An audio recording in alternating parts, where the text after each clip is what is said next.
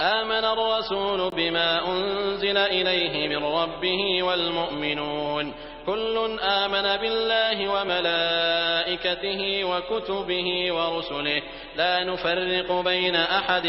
من رسله وقالوا سمعنا وأطعنا غفرانك ربنا وإليك المصير.